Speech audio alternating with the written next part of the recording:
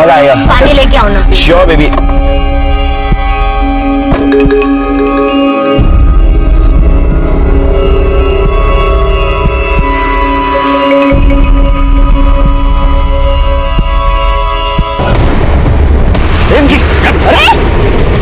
अरे क्या कर रहे हो?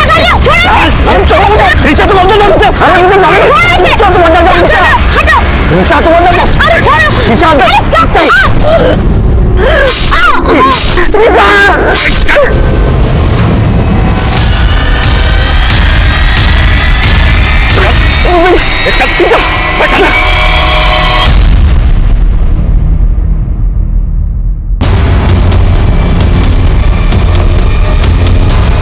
जिंदगी का कुछ भरोसा नहीं, कुछ गारंटी नहीं, कब क्या हो जाए कुछ नहीं कह सकते। सुबह घर से निकला हुआ आदमी शाम को घर आएगा या नहीं आएगा कोई नहीं बता सकता। लेकिन कई बार इंसान ये खतरा खुद पैदा कर लेता है।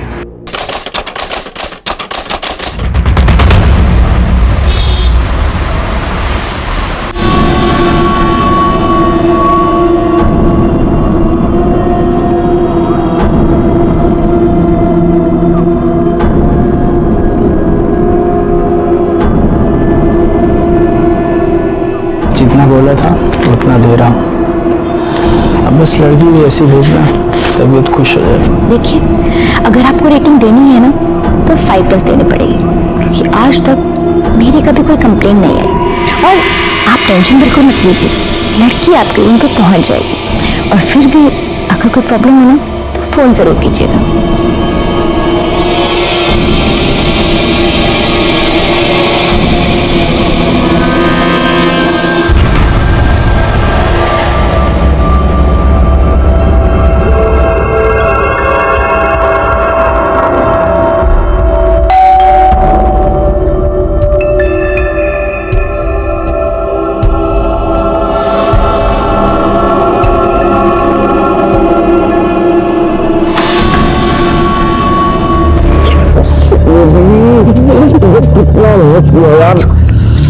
रिचा तुम इतना याद क्यों आती हो? क्या हुआ?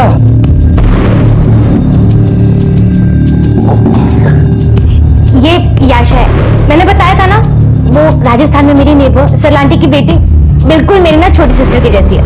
आज ही बॉम्बे आई और मेरे साथ ही रहेगी। यशा, काफी अच्छा नाम है, पर पहले कभी सुना नहीं।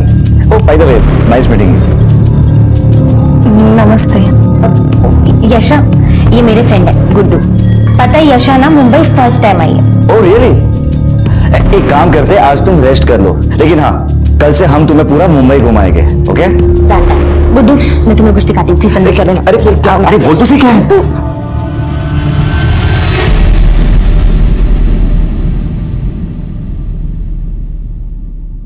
अरे ये लीजिए ना, ये लीजिए। अरे ये तो बस, लिया ही नहीं बस, आपने। बस, बस। हाँ हाँ, तूने लिया बेटा? जय श्री कृष्णा। जय श्री कृष्ण बेटा, जय श्री कृष्ण। अरे बहू, सब लोग इधर बैठे हैं, ये रितेश कहाँ है? मैं सुबह 6 बजे से उठी हूँ, तब से वो मुझे कहीं दिखाई नहीं दिए। नाश्ते के लिए फोन लगाया, फोन भी नहीं लग रहा है, स्विच ऑफ बता रहा है। वाह, माँ का आइडियल बेटा सुबह से गायब है, बिना किसी को बताए, और फोन भी स्विच ऑफ है। मंदिर गया होगा ना, इसलिए बंद रखा होगा। वो तुम्हारे जैसे वो फिल्मी गाने बजाकर पूजा नहीं करता, समझे? माँ, पूजा करने में कितना टाइम लगता है? 9:30 बज चुके हैं, अब तक उनका अता पता ही नहीं है। अरे भाभी बाहर कहीं किसी काम से गए होंगे, आप फालतू परेशान हो रही हैं। डोंट वरी, आ जाएंगे। लो, उसी का फोन है, बहुत लंबी उम्र है। अरे रितेश बेटा। हेलो, क्या?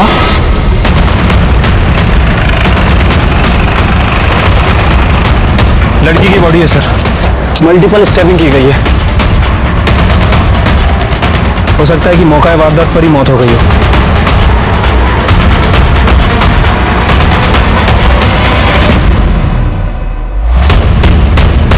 बॉडी को सबसे पहले किसने देखा था? मैंने देखा था सर। आज मैं मॉर्निंग वॉक के लिए निकला था, अचानक पीछे से चिकनी चिल्लाने की आवाज आने लगी। मैं भाग के यहाँ देखने आया कि आखिर क्या हुआ है, लेकिन जब तक मैं यहाँ आता ये लड़की मर चुकी थी सर। और हाँ सर, एक बड़ी गाड़ी यहाँ से तेजी से उधर गई। मॉडल नंबर, गाड़ी का नंबर देखा? इतना तो नहीं देख पाया सर, पर हाँ एक ब्लैक कलर के SUV कार थी वो। और किसी ने कुछ देखा था? हाँ सर, सर ये दुकान मेरी है। सुबह सुबह एक लड़का पानी की बोतल लेने आया था, वो पानी लेके चला गया तो मैं अपने काम में लग गया। फिर अचानक चीखने चिल्लाने की आवाज आई तो मैंने देखा कि 2 आदमी उस लड़के को जबरदस्ती गाड़ी में बैठा कर ले गए। और हाँ सर, उनके साथ एक लड़की और भी थी जो गाड़ी में बैठकर चली गई। मतलब लड़के को किडनैप किया गया था? सर देखने में तो ऐसा ही लगा, लेकिन कुछ कंफर्म नहीं बता सकते। वो सीसीटीवी है? जी जी सर। सिरके, सवेरे का सीसीटीवी फुटेज निकलवा लो। ठीक है सर। इस लड़की को जानते हो? देखा था कभी? सर नाम और एड्रेस तो नहीं पता, हाँ शक्ल से पहचानता हूँ, इधर ही कहीं रहती है और आते जाते मेरे दुकान से दूध लेके जाती है। काळे, याचा फोटो घ्या आणि आसपास चौकशी कर। सर बॉडी को पीएम के लिए भेज दो। ठीक है सर।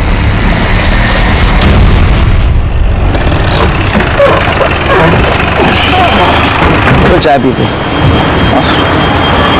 चाय दो। शक्कर कम देना, मेरी ज्यादा।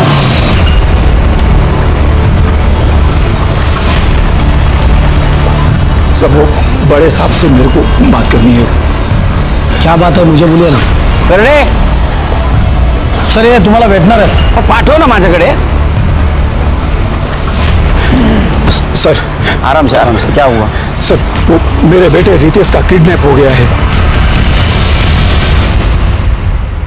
तो आपका कहना है कि आपका बेटा सुबह 6 बजे घर से बाहर गया था, उसके बाद में 9:30 बजे उसी के मोबाइल से आपको रैंसम कॉल आया। क्या डिमांड थी किडनैपर की? सर वो इसमें रिकॉर्डेड है, आप सुन सकते हैं। ये तुम्हारा बेटा रितेश हमारे पास है। अगर उसे जिंदा देखना चाहते हो तो मेरी दूसरी कॉल से पहले 1.5 करोड़ का इंतजाम करके रखो। जल्दी ही फोन करूंगी। मतलब सर किडनैपर लड़की है? नंबर पे फोन करो शिरके।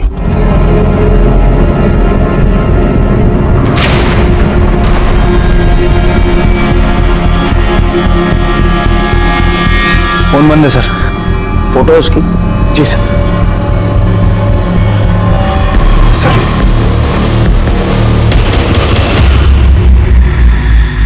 आपके लड़के का किसी के साथ झगड़ा था पर्सनल लाइफ में या काम के सिलसिले में?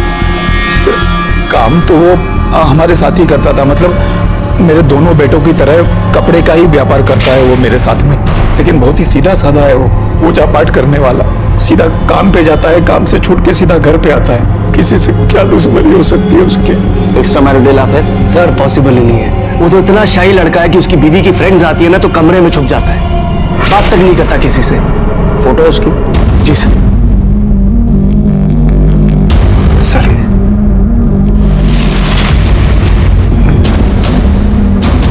करणे, सगळे डिटेल्स घ्या इनसे, सब डिटेल्स दे दो उनके पास। आइए। ये पूरे फैमिली के मोबाइल नंबर ट्रैकिंग पे डालो। ठीक है सर।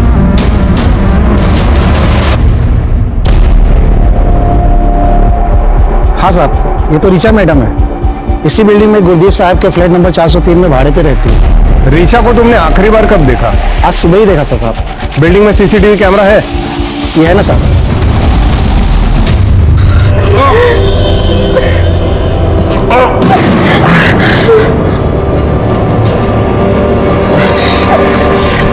क्यों उठाया हमको? उन्होंने रीचा दीदी को क्यों मारा?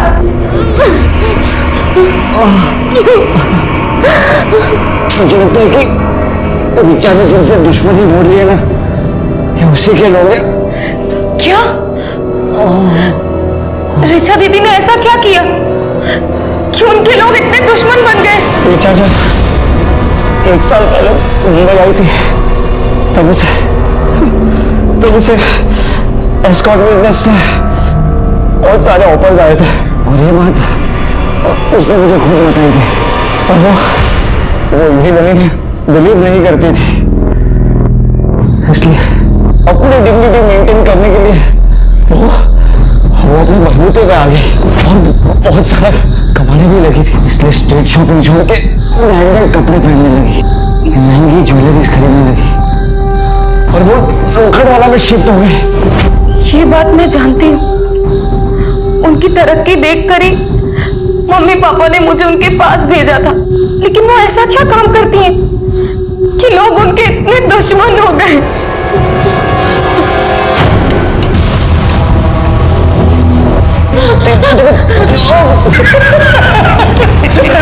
ये तो सिस्टर निकली, कैसे बल्लम पट्टी कर रही है।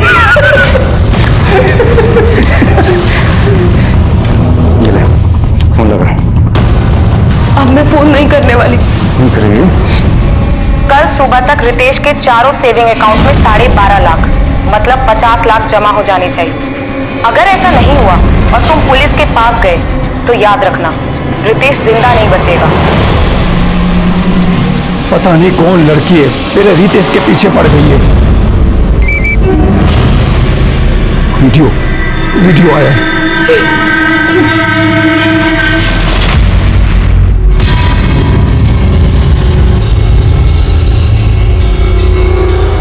ए, पागल है क्या? वो जो भी मांग रही है, जितना भी मांग रही है उसे दे दीजिए। मेरे रितेश को बचा लीजिए, उसे कुछ नहीं होना चाहिए। माँ कहाँ से दे दो, उतना पैसा है हमारे पास। हाँ, अगर बाबूजी अगर कंपनी बेचना चाहे तो। चुप कर, कंपनी बेचकर मेरे को मालूम है तू और करसन भाई मिलके मेरी कंपनी में खोना चाहते हो। अरे माँ बाप की तो पड़ी नहीं है तुझे, अपने ससुर की पड़ी है। अरे जा घर जमाई। हाँ तो क्या गलत कर रहा हूँ? अरे आपकी तरह झूठ बोल के कम से कम लोगों से कर्जा तो नहीं चढ़वा रहा ना कि कंपनी बहुत अच्छी चल रही है। और वैसे भी बाबूजी कंपनी किस काम की है, बेच दीजिए ना, रितेश बच तो जाएगा। हाँ तो ठीक है, कंपनी बेचना है ना तो मेरे मरने का इंतजार कर। जब तक बात भी नहीं लेना, पहले मेरे रितेश को बचा लो। मैं पुलिस को इन्फॉर्म करता हूँ। नहीं, पुलिस को नहीं बताएंगे। अगर पुलिस को बताया रितेश को कुछ कर दिया तो। हाँ बाबूजी, मम्मी सही कह रही है, हमें पुलिस को इन्वॉल्व नहीं करना चाहिए। सर, जिस लड़की का मर्डर हुआ उसका नाम रीचा धारीवाल है। लोखंडवाला के स्प्रिंगफील्ड सोसाइटी में वो गुरदीप नाम के आदमी के फ्लैट में अकेले रहती थी। सर, गुरदीप ने बताया कि रीचा की कभी कोई कंप्लेंट नहीं आई और वो रेंट भी टाइम पे दिया करती थी। सर, गुरदीप के पास फ्लैट की जो डुप्लीकेट चाबी थी उससे हमने दरवाजा खोलकर चेक किया।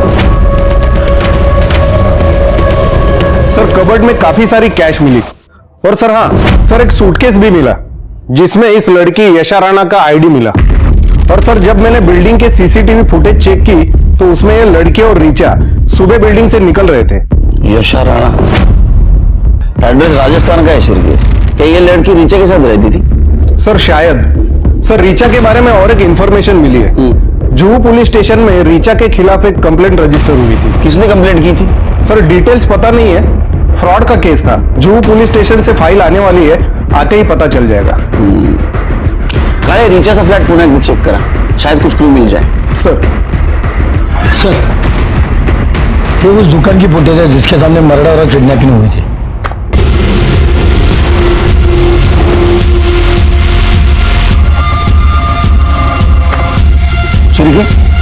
ये रितेश का जैसा ना दिखता। हाँ सर, ये तो रितेश ही है, लेकिन सर ये नहीं दिख रहा है कि किडनैपर कहाँ से आया और कैसे आया।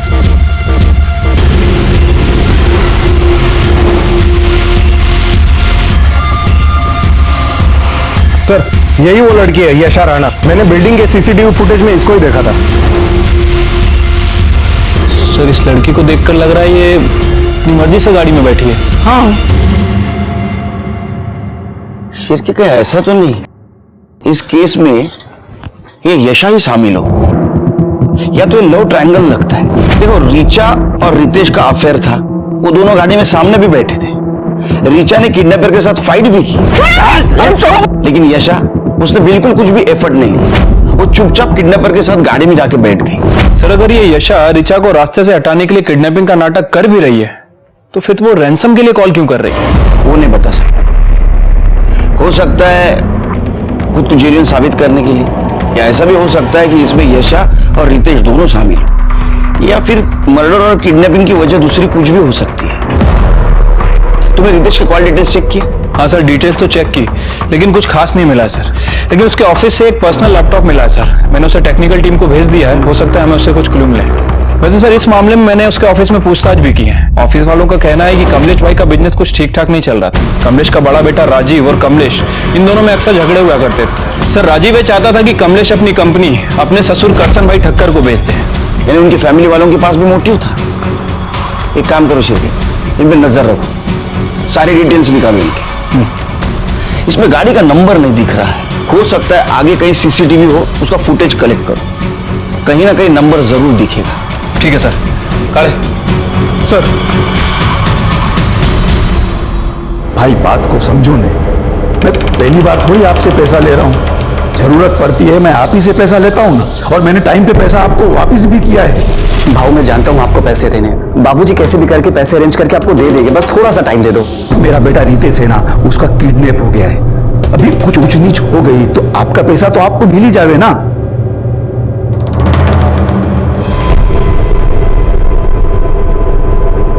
सर, साइबर टीम ने रितेश के लैपटॉप का डेटा रिकवर कर लिया। ये देखिए सर क्या मिला है। सर इस रितेश ने बहुत सारे सोशल नेटवर्किंग साइट पे और डेटिंग साइट पे फेक अकाउंट बना रखा है, ये गुड्डू एस के नाम से। अच्छा, तो ये है कमलेश शाह के सज्जन बेटे का असली चेहरा। चलो शिरके, शाह साहब के घर पे जाके चाय पीते। तो और एक काम करो, ये गुड्डू यस जितनी भी लड़कियों से मिला है ना, उन सबकी इंक्वायरी करवाओ। मैं कोई रिचा ईशा को नहीं जानती, और ये मेरा रितेश नहीं है, ये तो कोई गुड्डू है। अरे क्या बात कर रही हो माँ, गुड्डू उसके बचपन का नाम है, आप ही ने तो रखा था। सर ये रितेश ही है। सर जरूर कोई भूल हुई है। हाँ हुई है ना भूल, बिना सोचे समझे रितेश के अकाउंट में जो 50 लाख रुपए डाले हैं वो भूल है। एक मिनट, 50 लाख डाले गए अकाउंट में, इसका मतलब? सर वो किडनैपर्स ने हमसे डिमांड करी थी कि अगर हम रितेश को बचाना चाहते हैं तो उसके चारों अकाउंट में 12.5 लाख रुपए डालने पड़ेंगे, तो हमें करना पड़ेगा सर। ये बताया नहीं आप लोगों ने हमें? नहीं बताया, हमें हमारा रितेश सही सलामत वापस चाहिए था। अगर आपको बताते तो वो लोग हमारे रितेश के साथ कुछ कर देते। तो आ गया आपका रितेश घर पे आ गया? नहीं ना? देखो रितेश के साथ अगर कुछ हुआ तो उसके जिम्मेदार आप रहेंगे, हम नहीं। आप कोऑपरेट क्यों नहीं कर रहे हमें? अगर इसके बाद आपने कोऑपरेट नहीं किया ना तो मैं तो क्या तो फांसी पे चढ़ा देंगे क्या? कुछ भी कर लो, मुझे मेरा रितेश वापस चाहिए, और मैं किसी भी कीमत पे उसे वापस लेकर रहूंगी।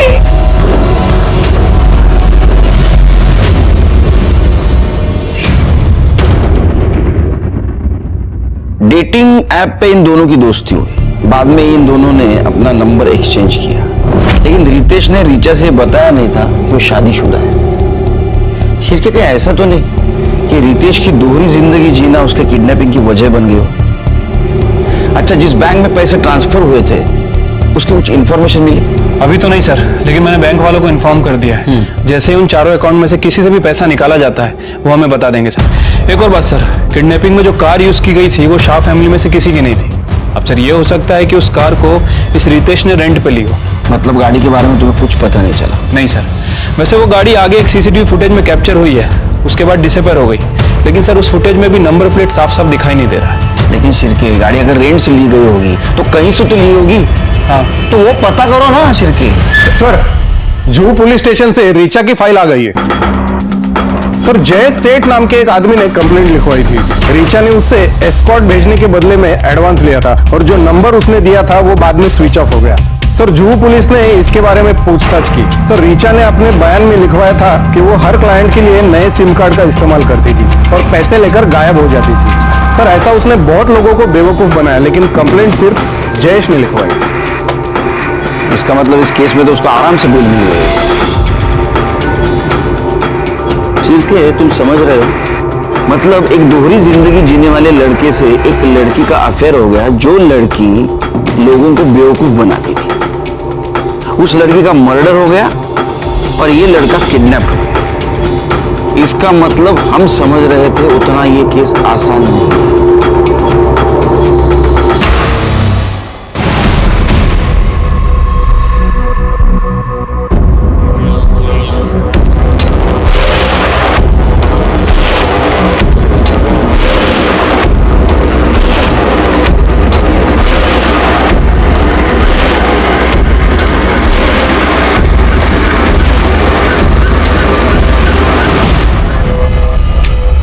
क्या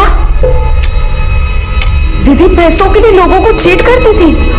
वो सिर्फ उन लोगों को चीट करती थी जो अपनी गर्लफ्रेंड या पत्नी को चीट करना चाहते थे, और ऐसे धोखेबाज लोगों को धोखा देना कोई गलत बात नहीं होती। लेकिन हाँ, सबसे अच्छी बात तो ये थी कि ये सब करने के बाद भी उसने अपने आप को संभाल के रखा था। दीदी के बारे में आप सब जानते थे, उसके बाद भी आपने उन्हें एक्सेप्ट किया। क्योंकि मैं ये सब अपने लिए नहीं, अपने परिवार के सपोर्ट के लिए कर रही थी। हर एक चीज बता दी थी मुझसे, और ऐसी ईमानदार लड़की को मैं कैसे छोड़ सकता था। रिचा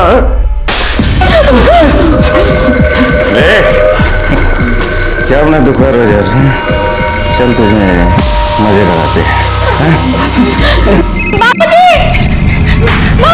क्या हुआ बाबूजी? क्या हुआ? हाँ बाबूजी, रितेश के फोन हेलो। 50 लाख लेके सिग्मा मॉल पहुंचो और पैसे लेकर तू आई, समझी? मैं 2 घंटे में वापस कॉल करूंगी।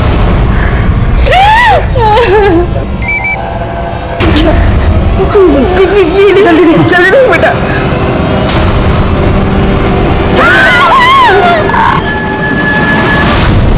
बाबूजी, माँ, मेरे पास जो भी कहना है, जो भी पैसा दे दीजिए, रितेश को बचा लीजिए।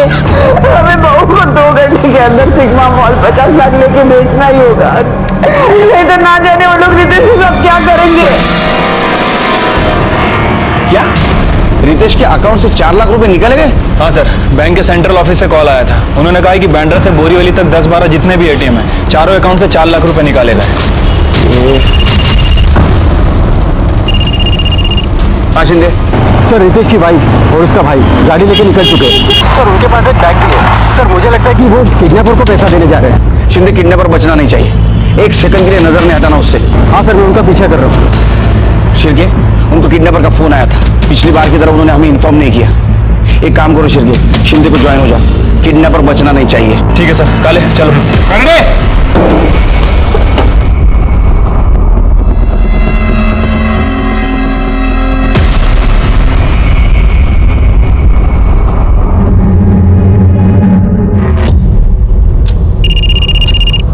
हाँ शिंदे, उनकी कार एसवी रोड पे एक सुलभ शौचालय के बाहर रुकी है। सर, लड़का अंदर गया है और औरत गाड़ी में बैठ के उसका इंतजार कर रही है। शिंदे वो अभी घर से आया है, उसे इतनी जल्दी टॉयलेट जाने की जरूरत नहीं है। हो सकता है उसका कोई प्लान हो।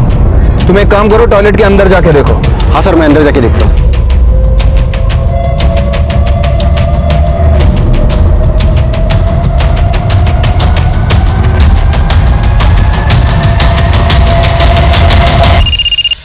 बोला शिंदे, वो लड़का जो बैग लेके अंदर गया था वही बैग लेके बाहर आया, गाड़ी भी निकल गई है। ठीक है, तुम उसका पीछा करते रहो, मैं जब तक टॉयलेट वाले से बात करता हूँ। हाँ।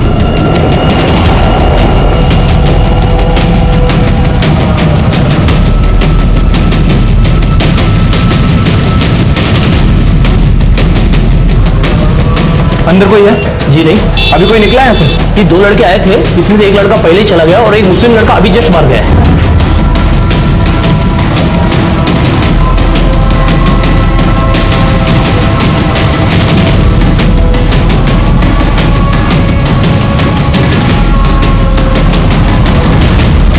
हाँ शिंदे। सर, मुझे कुछ गड़बड़ लग रही है सर। वो बिना पैसे दिए फिर घर की तरफ जा रहे हैं। शिंदे, उन्होंने पैसे टॉयलेट में ही दिए हैं, जो तुम समझ नहीं पाए। समझ नहीं आ रहा है शाह फैमिली ऐसा क्यों कर रही है। ऐसा नहीं करते तो क्या करते? आपको बता देते तो कहीं वो लोग मेरे रितेश को मार न देते। आप शांत हो जाओ। अब बैठो। सर, मैंने ही 50 लाख टॉयलेट में छोड़े थे।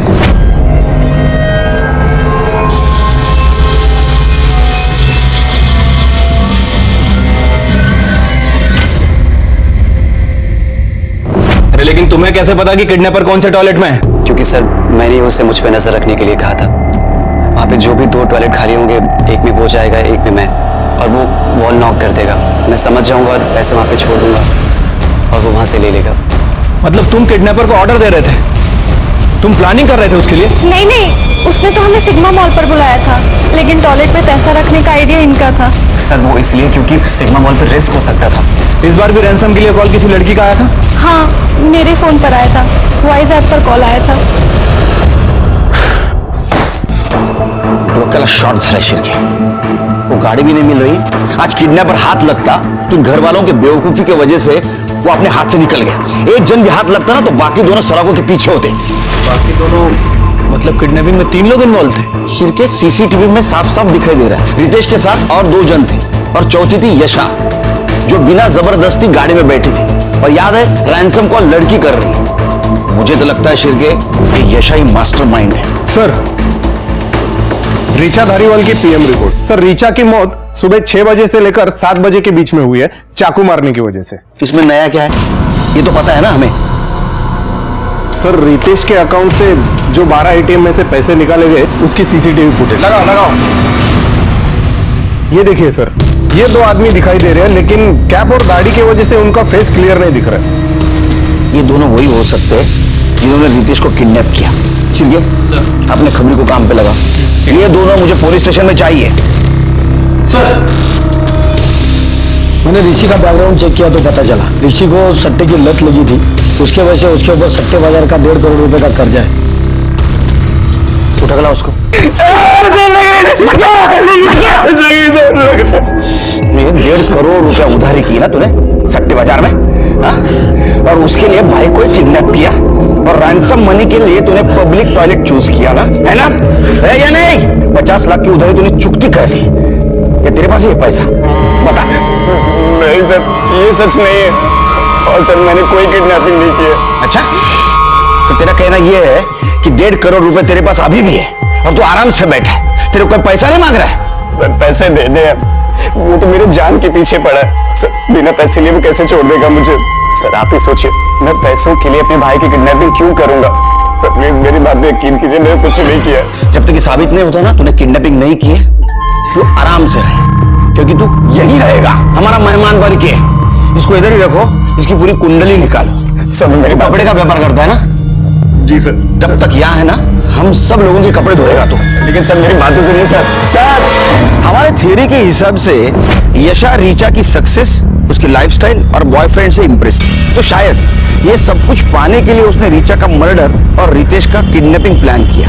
और दूसरी थियरी, कमलेश शाह का बिजनेस लॉस में था, इसलिए उसका बेटा राजीव वो बिजनेस अपने ससुर को बेचना चाहता था, और दूसरा बेटा ऋषि 1.5 करोड़ के उधारी में था। तो हमें लग रहा था कि क्या ऐसा तो नहीं कि इन दोनों में से किसी ने यशा को किडनैपिंग के लिए यूज किया हो। लेकिन ये थ्योरी तब काम आती जब किडनैपर हमारे हाथ लगता, लेकिन किडनैपर तो हमारा मजाक उड़ा रहा था, हमें शौक पे शौक देते जा रहा था और अपने मकसद में कामयाब होते जा रहा था। कमाल है शिर्के, इस बार भी किडनैपर्स ने सेम मॉडल्स ऑफ ऑपरेंटी यूज किए। उन्होंने मुलुंड से लेकर घाटकोपर तक अलग अलग एटीएम से 4 लाख रुपए निकाले। इतना ही नहीं तो उन्होंने बेरर चेक से वाशी से लेकर वसई तक के अलग अलग ब्रांच में से 10 लाख रुपए निकाले, वो भी रितेश का पैन कार्ड और आधार कार्ड यूज करके। एक बात समझ में नहीं आ रही शिर्के, उसके वॉलेट में रितेश का पैन कार्ड और आधार कार्ड हो सकता है, लेकिन चेकबुक वो कहां से आया? सर, ऋषि ने बताया कि उस किडनैपर लड़की ने रितेश की चेकबुक पब्लिक टॉयलेट पे ड्रॉप करने के लिए बोली थी। अरे ये लोग क्या कर रहे हैं, ये क्या कर रहे हैं, इनको समझ में आ रहा है क्या शिर्के? पैसा मिलने के बाद भी रितेश को मार सकते हो? मार सकते हैं सर, और हमारी भी मजबूरी है कि हमें उनके ऊपर ट्रस्ट करना पड़ रहा है, क्योंकि सर किडनैपर भी वॉइस ऐप पे कॉल कर रहा है और हम उसे ट्रस्ट नहीं कर सकते। सर, एक शॉकिंग न्यूज हाथ लगी है। कमलेश का बड़ा बेटा राजीव एक तड़ी पार के टच में था, रितेश की किडनैपिंग प्लान कर रहा था। सर, कमलेश से वो अच्छी खासी रैंसम मनी मांगने वाला था, जिसके कारण कमलेश को अपनी कंपनी मजबूरन करसन भाई को बेचनी पड़ी। उससे तो मैं बात करूंगा। उसका फोन ट्रेस पे है ना? हाँ सर। कहाँ मिलेगा वो? किसी काम का नहीं है तू, नल्ला है नल्ला। तू क्या फैक्ट्री चलाएगा? मुझे तो दुख होता है कि मैंने तुझे दामाद क्यों बनाया, क्यों दी अपनी बेटी तुझे। पापा, आप मेरे से ऐसी बात नहीं कर सकते हैं। अरे शुक्र मना कि मैं सिर्फ बोल रहा हूं। पता है तेरे इस चक्कर में मैंने मार्केट से कितने पैसे उठाए, अपने बाप को तो मना नहीं पाया, निकला था किडनैपिंग का प्लान बनाने। और हाँ, तू तो बोल रहा था कि उनके पास पैसे नहीं है, तो अब कहां से आए इतने सारे पैसे उनके पास?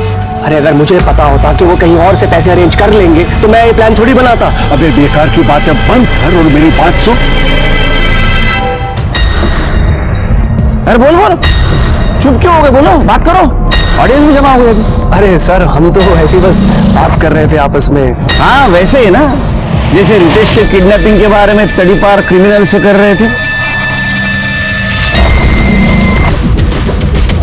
सर, सिर्फ बात हुई थी, डील फाइनल नहीं हुई थी। और सर, ये सब मैंने इनके कहने पे किया है। ये क्या बकवास कर रहा है तू? कुछ भी। इंस्पेक्टर साहब ये झूठ बोल रहा है। इसकी तो पहले से आदत है, अपनी जिम्मेदारी दूसरों पे डालो और मुफ्त की कमाई खाओ। एक नंबर का आलसी है ये। और तुम बहुत मेहनती हो, इतने मेहनती कि किसी की कंपनी अगर लॉस में जा रही है तो बेचने के लिए उसको इतना मजबूर करो कि वो चिल्लर के भाव में कंपनी को बेच दे। नहीं नहीं नहीं सर, आप कुछ गलत समझ रहे हैं। अच्छा गलत समझ रहे हैं तो सही क्या है जरा बताओ हमको, उनको लेके चलो अंदर। सर मेरी बात तो सुनो सर। अरे चल सर मेरी बात सुनो। अरे सर ऐसा कुछ नहीं है।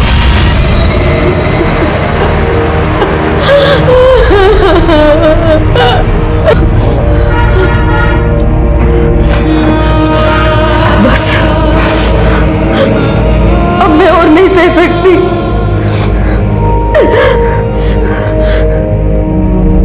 मार डालो मुझे, मार डालो मुझे, मार डालो मुझे।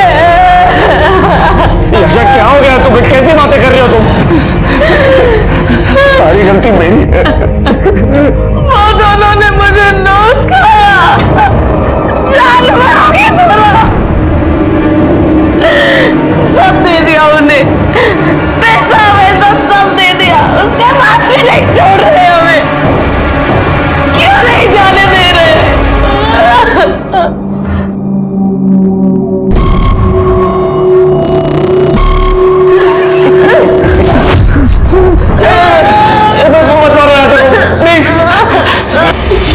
शिरके, किडनैपिंग के लिए जो कार यूज हुई थी उसका कुछ पता चला?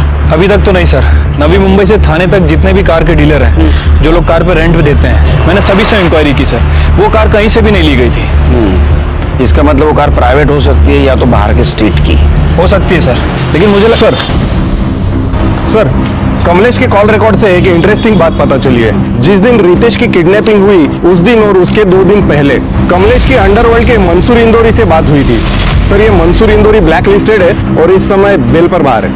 काले, ये कमलेश का कॉल रिकॉर्ड तो पहले आ चुका था, ये बात अभी क्यों पता चल रही है? सर वो मंसूर ने किसी दूसरे आदमी के नाम पे ये सिम लिया था तो डिटेल्स निकालने में टाइम लग गया। अच्छा, ये मंसूर को बुलाओ, इसका सुर चेक करता हूँ। सुना है तेरे बॉडीगार्ड है पुलिस स्टेशन के बाहर। पुलिस स्टेशन में होते हुए भी खतरा है तेरे को। अभी क्या है साहब, सेफ्टी का ध्यान तो रखना पड़ता है ना। आपको तो मालूम है जमाना कितना खराब चल रहा है। ओ कमलेश शाह, उसके बारे में क्या जानता है? अभी उसके बारे में क्या बोलूं साहब? जो पता है वो बोल। वो तो मेरा भी बाप है। अभी अपने बेटे की फिरौती के वास्ते पैसा लिया है मेरे से और बोला कि आगे भी जरूरत पड़ सकती है। तूने उसको पैसा दी? किस भरोसे पे दिया? अरे उसका धंधा तो मंदा चल रहा है, वापस कैसे देगा वो पैसा? उसके बेटे रितेश के भरोसे दिया मैं। मतलब? मंसूर भाई देखो, मैं बहुत मुसीबत में हूँ, ये टाइम भी मेरी मदद कर दो ना। मेरा विश्वास करो, मैं आपका एक एक पैसा दे दूंगा। किसके भरोसे दूं? अरे बोलना तेरे इस बोगस धंधे के मतलब देखो मंसूर भाई, क्या है ना कि ज्यादातर किडनैपर पैसा लेने के बाद विक्टिम को मार देते हैं। समझो ऐसा हुआ तो रितेश की नाम की 5 करोड़ की बीमा पॉलिसी है और 10 करोड़ की दुर्घटना बीमा पॉलिसी है, तो 15 करोड़ रुपया है ना पॉलिसी का। आपका पैसा किधर नहीं जाएगा, मैं उसमें से आपका पैसा जो भी आपको दूंगा ना। कमलेश शाह को तूने आखिरी बार कब पैसा दिया?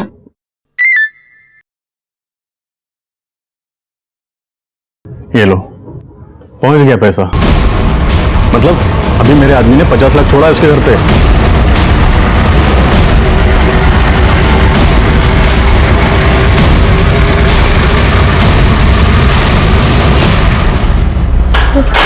कमलेश जी कहाँ जा रहे हैं आप?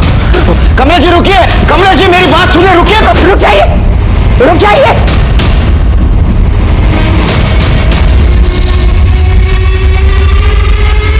मार दूंगी मैं अपने आप को। चल पीछे हटो।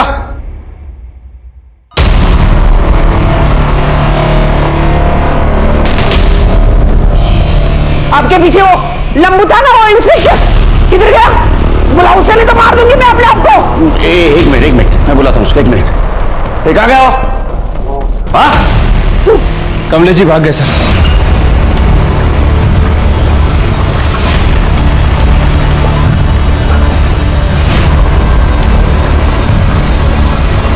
मिसेस शाह आपने अच्छा नहीं किया, ध्यान रखो इन पे। कमलेश जी आए तो उनको पुलिस स्टेशन लेके आना। ठीक है सर। सर मैं मानता हूं कि मैंने मंसूर भाई से पैसे लिए हैं, पर मैंने अपने बेटे को किडनैप नहीं किया है।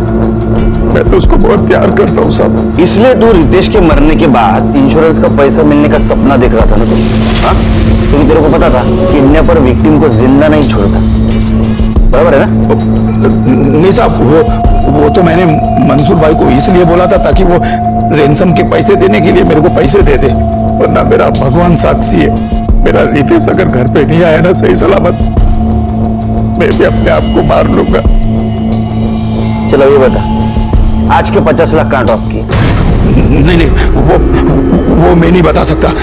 जब तक मेरा बेटा रितेश घर पे सही सलामत नहीं आ जाएगा ना, मैं कुछ नहीं बता सकता। सर, खबरी से टिप मिली है, मर्डर आइलैंड के सनी विला में सस्पिशियस एक्टिविटी चालू है। चलो।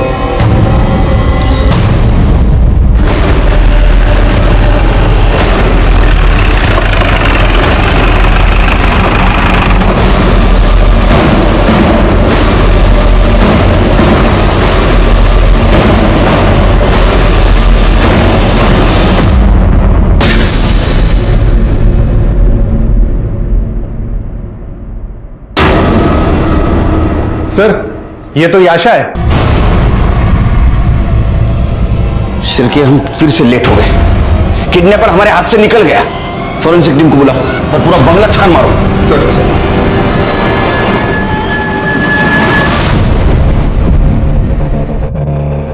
सर, यहाँ कोई भी नहीं है, पूरा बंगला खाली है। सर, इसकी हालत देखकर तो लग रहा है कि इसके साथ रेप किया गया है। ये देखिए, इसके कपड़े भी फटे हुए हैं और ये खरोच के निशान भी है। देखकर लग रहा है कि काफी टॉर्चर किया गया इसे। सर, ये देखिए, एक कैप, दाढ़ी और ये मास्क मिला है। सिरके, ये सब देख के तो लगता है ये कल्प्रिट ने विक्टिम है। अगर याशा यहाँ है तो रितेश का, ऐसा तो नहीं रितेश को मार दिया। बॉडी पीएम के लिए भेज दो। ठीक है सर। उसके पीएम रिपोर्ट के मुताबिक उसके ऊपर बहुत भयानक तरीके से रेप किया गया था। उसके कपड़ों के ऊपर ड्राइड सीमेंट्स भी मिले थे जो शायद किडनैपर के हो सकते हैं। और दूसरी तरफ रितेश, उसका क्या हुआ? वो जिंदा था या उसको भी मारकर उसकी बॉडी को डिस्पोज किया गया था? लेकिन उसके साथ ये सब कुछ हुआ था तो हमें गुमराह करने वाली उसकी फैमिली क्या ये जान पाएगी कि सच में उसके साथ क्या हुआ था?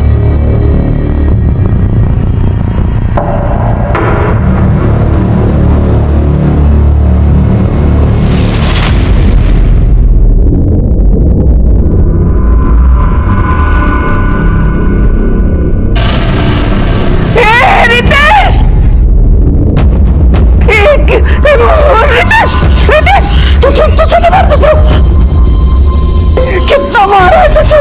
तू ठीक तो है ना? दिखा।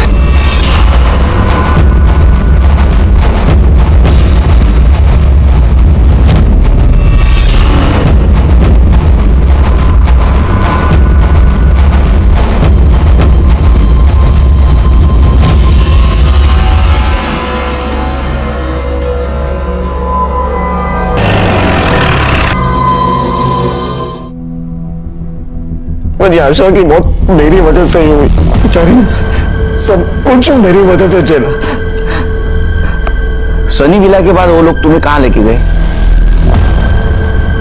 पता नहीं सर, पहले उन्होंने याशा को मारा और फिर मेरे सर पर किसी चीज से वार किया। मैं तो बेहोश हो गया था। उसके बाद आंख खुली तो पता नहीं बोरीवली के हाईवे पे किसी सुनसान सड़क पर था। सर, ऑटो वाले ने भी यही बताया था। तुम किडनैपर की शक्ल जानते हो? हाँ सर, एक बार देखी थी। वो दोनों दारू के नशे में थे, बिना मास्क के सो गए। तुम उनकी स्केच बनवाने में मदद कर सकते हो?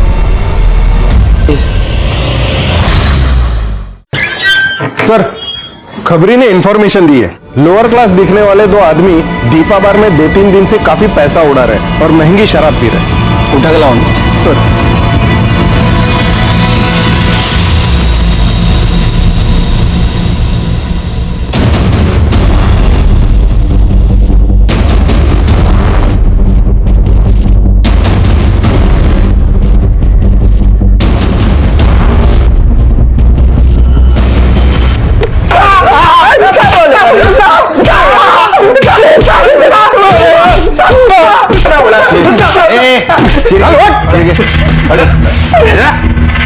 क्या उधर गई क्या मंगाओ? और कहां से अरे इतना पैसा तुम्हारे पास? दो इनको चखना दो। बोल। साहब हमने किडनैपिंग की थी, उसी का पैसा साहब। स्केच तैयार हो गया कि देखो सर, स्केच।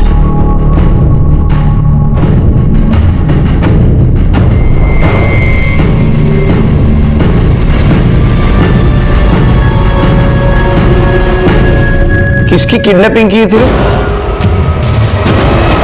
सर एक लड़का था, एक लड़की थी, उन दोनों किडनैपिंग की थी सर। तेरे ऊपर तो फिल्म बननी चाहिए रे। मी नाही त्यातला दरवाजा लावा आतला।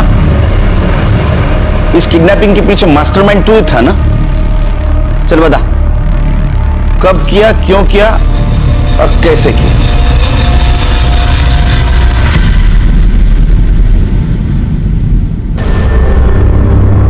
चल चल पटकन बोल।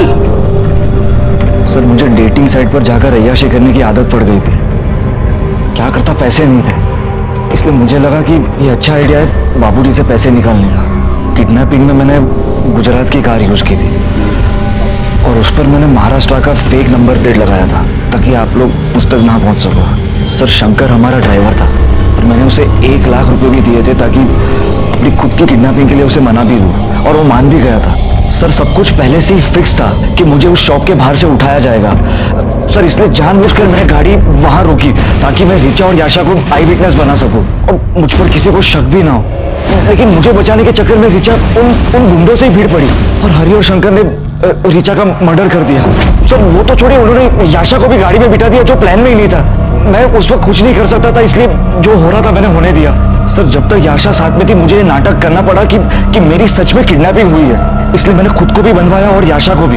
और हाँ सर, याशा से वो रैंसम कॉल भी मैंने ही करवाया था, मेरा ही आइडिया था। और वो याशा का रेप, वो भी क्या तुम्हारे प्लानिंग का हिस्सा था? अरे नहीं सर, वो तो हरि और शंकर ने शराब के नशे में उसका रेप किया। वो हरि ने कहा कि याशा तेरे कुछ काम की नहीं रही थी इसलिए तूने उसको मार दिया। वैसे देखा जाए तो तुम्हारे किडनैपिंग की प्लानिंग का हिस्सा भी नहीं थी, फिर क्यों मारा उसको? सर जब बाबूजी ने आखिरी बार 50 लाख रुपए हरि को दिए थे तब वो सनी विला पहुंचा। साहब माफ करना अगर कुछ ज्यादा हो गया हो तो। वो सब छोड़ो, पैसे तो मिल गया ना। चलो तुम्हारी फीस जाके ऐश कर।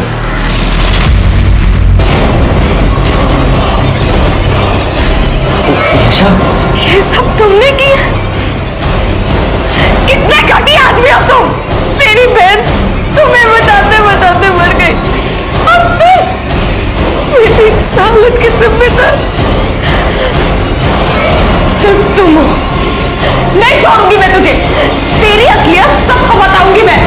तुम्हारे माँ बाप को पता नहीं तुम कितने बड़े राक्षस हो। तुम्हारे अय्याशी की वजह से 2 मासूम लड़कियों की जान गई। अब सड़ो यहाँ, ले जाओ इसको।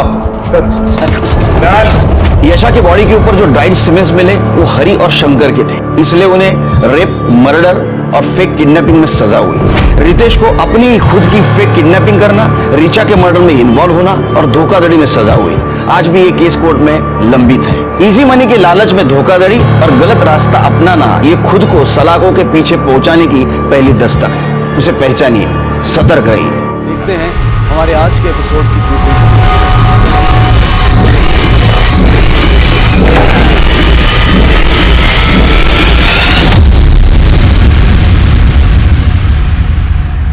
नमस्कार, मैं senior inspector Abhimanyu Jindal crime petrol Dastak में आप सभी का स्वागत करता हूं।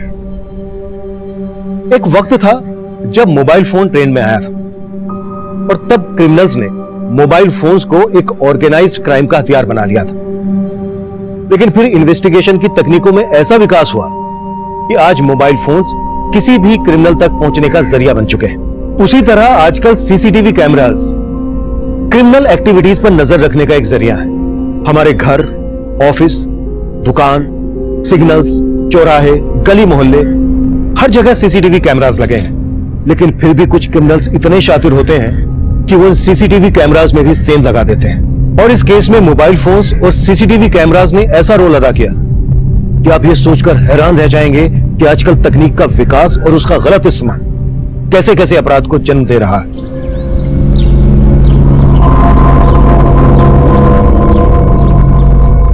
नानी, आप कैसी हो? मुझे आपकी बहुत याद आ रही है। क्या आप मेरे को लेने आओगी? नेहा, क्या छुपा रही है? कुछ भी नहीं, मैं अपना होमवर्क कर रही थी। आपने मुझे डिस्टर्ब क्यों किया? अच्छा, मैंने तुझे डिस्टर्ब कर दिया। वैसे तो इतनी पढ़ाकू कब से हो गई कि खुद अपना होमवर्क कर रही है? बुआ, क्या आपने सबको अपने जैसा समझा है? क्या कहा? दिन पे दिन ना तेरी बदतमीजी बढ़ती जा रही है। भैया से शिकायत करूं तेरी? कर दो, फिर मैं भी आपकी ज्योति बुआ से शिकायत कर दूंगी। कैसी शिकायत? हाँ? क्या चल रहा है दोनों बुआ भतीजी में? अरे स्नेहा, स्नेहा बेटा,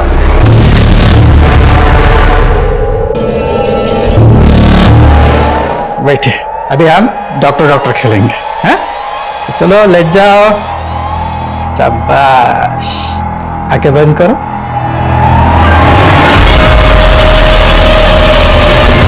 निमिता, निमिता अभी तक बाथरूम में है। चल जल्दी कर, कॉलेज को देर हो रही है तुझे। चल। मामा बस आ गई।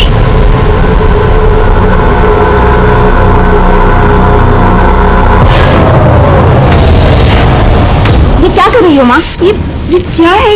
ये सब कुछ केमिकल्स है। मतलब मेरे साइंस प्रोजेक्ट के लिए मुझे केमिकल्स चाहिए थे ना, ये वही है। अच्छा ठीक है, तू नाश्ता कर ले और कॉलेज के लिए देर हो रही है, मुझे काम पर जाना है।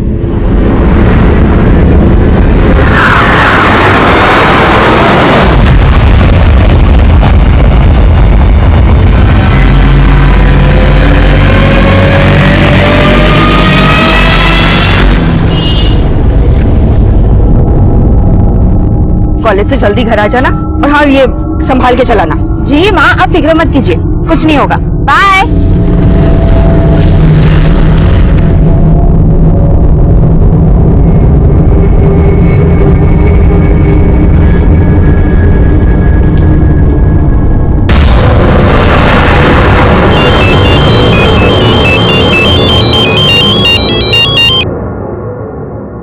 हाँ पूजा बोल। ज्योति दीदी, स्नेहा है क्या आपके घर पे?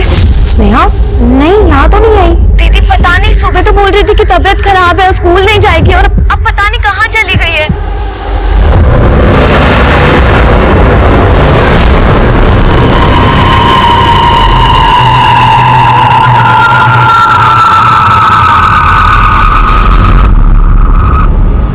स्नेहा को आखिरी बार आपने कब और कहां देखा था? सर, सुबह 10 बजे तक तो घर पे ही थी।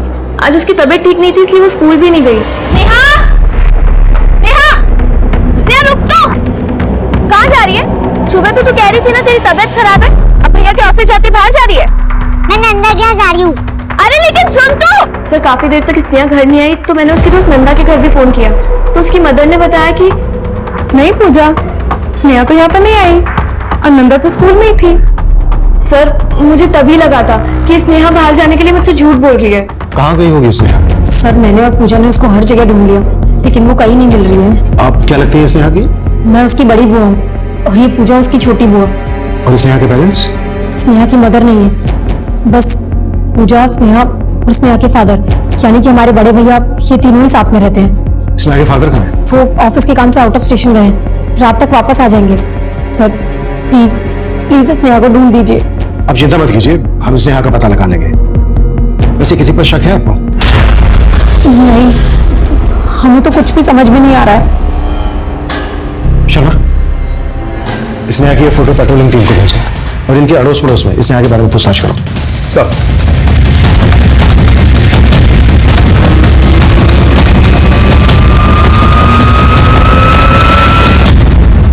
मैंने तुम्हें कितनी बार बोला है स्नेहा का ध्यान रखा करो, कल से उसका पता नहीं चल रहा है। भैया, मैंने उसे बाहर जाने से मना किया था, लेकिन वो किसी की सुनती कहाँ है। सर, स्नेहा का कुछ पता चला? आप? सर, मैं हिमांशु, स्नेहा का भूपा, ये उसके फादर। हमने पूछताछ की स्नेहा के बारे में। स्नेहा को कल सुबह 11 बजे के आसपास शिवनगर के मोड़ पर देखा गया था। हाँ साहब, ये वही बच्ची है जो मुझसे शिवनगर जाने का रास्ता पूछ रही थी। शिवनगर? शिवनगर में तो मेरी सास मतलब स्नेहा की नानी रहती है। स्नेहा की नानी? हाँ। आप स्नेहा की नानी का नंबर और एड्रेस हमें दीजिए।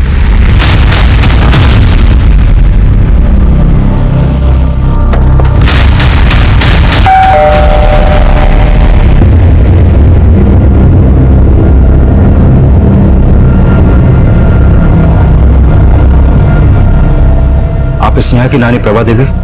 जी। क्या आपकी नवासी स्नेहा यहाँ पर है? नहीं तो क्या हुआ? देखिए, कल सुबह से वो मिसिंग है। क्या? जी हाँ, और हमने पता किया है कि वो कल अपने घर से यहाँ शिवनगर की तरफ ही आई है। लेकिन स्नेहा तो यहाँ आई नहीं। स्नेहा शिवनगर में अगर अपनी नानी के पास नहीं गई है तो फिर कहाँ गई होगी? सर, हमने यहाँ आसपास में हर जगह पता किया लेकिन कहीं से कोई ट्रेल नहीं मिला। शिवनगर और आसपास के एरिया के सीसीटीवी स्कैन करो, शायद स्नेहा कहीं कैप्चर हुई। Hello, control room.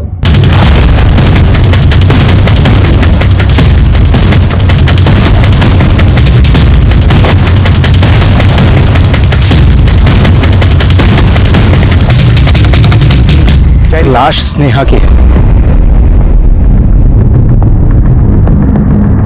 सर, गले पे ये मार्क्स है, शायद गला दबा के मारा गया इसका। स्नेहा का सिर्फ गला ही नहीं दबाया गया, बल्कि गला दबाने से पहले इसको बुरी तरह से पीटा भी गया है।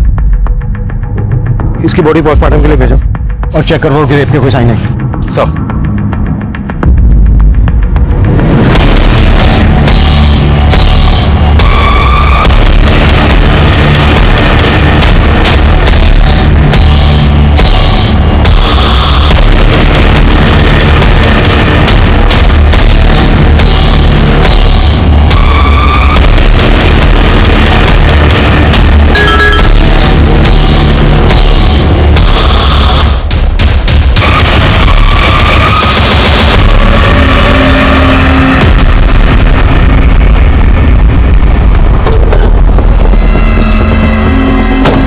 स्नेहा 3 दिन पहले गायब हुई थी, लेकिन उसकी फिरौती के लिए कोई कॉल नहीं आया।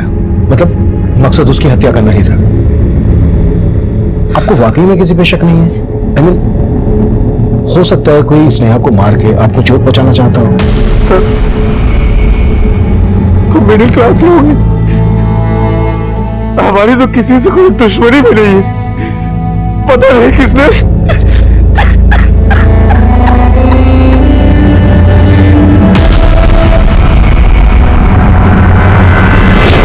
प्लीज कुछ भी करके ना इस वीडियो को इस साइड से हटवा दो। मैं इसके लिए कुछ भी करने के लिए तैयार हूँ। तू बोलती तो हटवा दूंगा, लेकिन इसके 3 लाख लगेंगे। 3 लाख? हाँ।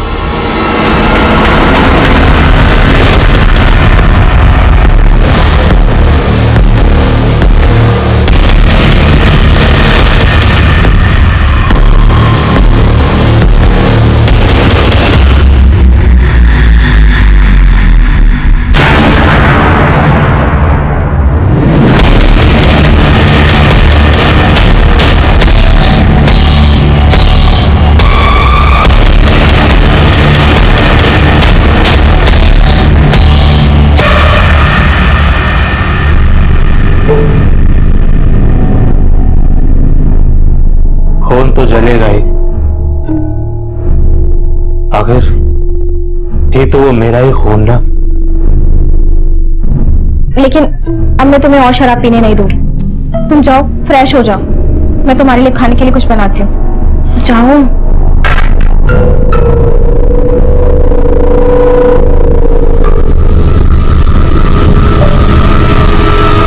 सर, स्नेहा जब गायब हुई थी तो हमसे बोला गया था कि स्नेहा का फादर भावेश ऑफिस के काम से उस दिन आउट ऑफ स्टेशन गया था। लेकिन अभी मैंने भावेश के ऑफिस में पता किया तो ऑफिस वाले बोल रहे हैं कि भावेश ने उस दिन ऑफिस से छुट्टी ली थी।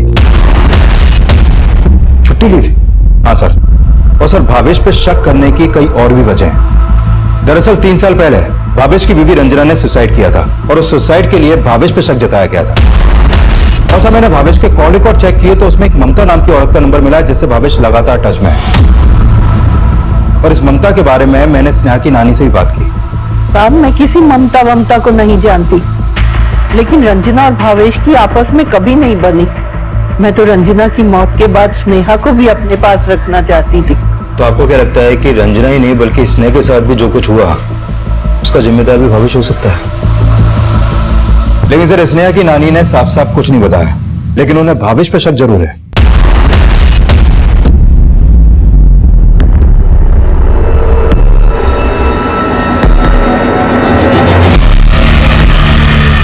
अभी हम डॉक्टर खेलेंगे।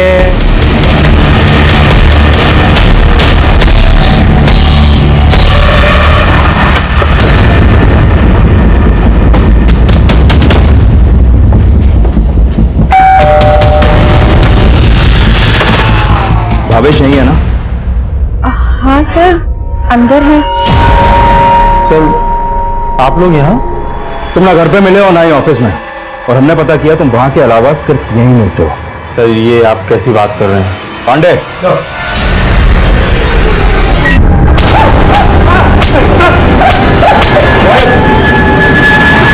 सर, मेरी वाइफ रंजना ने सुसाइड ही किया था और ये उस समय साबित हो चुका था। अब खड़े मुर्दे भी उखड़ेंगे क्योंकि अब स्नेहा का भी मर्डर हो गया। स्नेहा मेरी भी बेटी थी और जिस दिन वो मिसिंग हुई थी मैं तो शहर में नहीं था। पता है हमें, कहाँ था तू? ऑफिस से छुट्टी लेके ममता के साथ रतलाम में घूम रहा था और वहां तुम दोनों इसलिए गए ताकि हमें तुम दोनों पे शक ना हो। सर, आप बेकार में हम पे शक कर रहे हैं। भला मैं क्यों स्नेहा को मारूंगी? क्योंकि तुम स्नेहा की माँ की जगह लेना चाहती थी जो उसे मंजूर नहीं था, और इसलिए तुमने उसे। नहीं सर, ये सच है कि मैं ममता से दूसरी शादी करना चाहता था, लेकिन जैसा आप सोच रहे हैं ऐसा कुछ भी नहीं है। ना ही रंजना की मौत में मेरा कोई हाथ था, ना ही स्नेहा की मौत। सर, मेरा विश्वास कीजिए।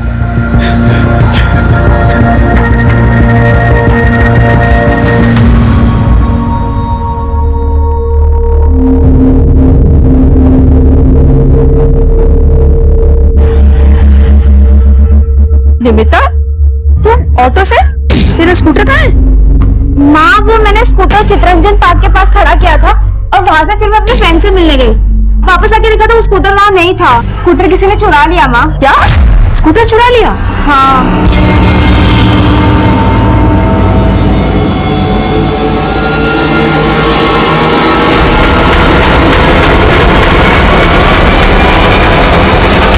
कहीं तूने उस जगह तो नहीं खड़ा किया था जहाँ से वो ट्रैफिक पुलिस वाले उठा के ले जाते? नहीं माँ, मैंने नो पार्किंग में नहीं पार्क किया था और मैंने आरटीओ वाले से भी चेक कर लिया। हमें ना पुलिस में शिकायत कर देते हैं, ठीक है? नहीं माँ, पुलिस में मैंने कंप्लेंट कर दी है, पर मालूम नहीं वो स्कूटर मिलेगी कि नहीं। सर, ये स्नेहा की पोस्टमार्टम रिपोर्ट। इस रिपोर्ट के मुताबिक उसकी हत्या का समय 25 अप्रैल की रात। 25 अप्रैल की रात को स्नेहा को उसका गला दबा के मारा गया, जबकि उसकी मिसिंग कंप्लेंट दर्ज हुई थी 24 अप्रैल को। यानी हत्या के 24 घंटे पहले तक स्नेहा को जिंदा रखा गया। 24 अप्रैल को भावेश और ममता रतलाम में थे।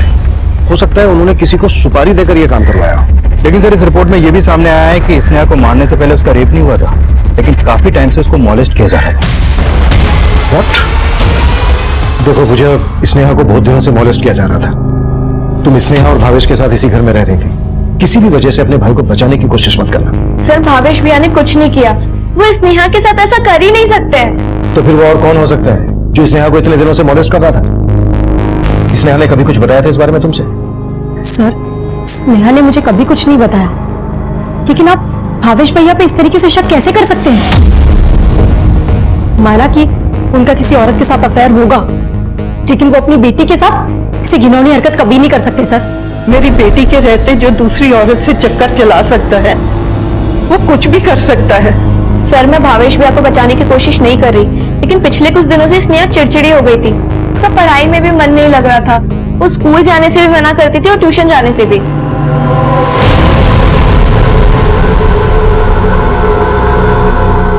स्नेहा, क्या हुआ बेटा? क्या सोच रही है? स्कूल नहीं जाना है? पापा, मेरे पेट में बहुत दर्द हो रहा है। सर, स्नेहा लास्ट सेमेस्टर में फेल भी हो गई थी। उसने भैया को अपनी मार्कशीट भी नहीं दिखाई, इवन खुद ही उस मार्कशीट पर भैया के साइन करके अपनी टीचर को दे दी। बोलो, क्यों किया ऐसा? अगर फेल हो गई थी तो सीधे मुझसे बात करना चाहिए था ना। ये मेरे नकली साइन क्यों किए? भैया, इसका ना आजकल पढ़ाई में बिल्कुल भी ध्यान नहीं है। मैं तो कहती हूँ इसे हॉस्टल भेज दो। नहीं, मुझे हॉस्टल नहीं जाना, मुझे नानी के साथ रहना है। सर वो हमेशा अपनी नानी के पास जाने की जिद करती थी। रो मत बेटा, सब ठीक हो जाएगा। आंटी है ना बेटा, ये चॉकलेट। अब तुम घर जाओ। हाँ, पर किसी को कुछ कहना मत। हाँ,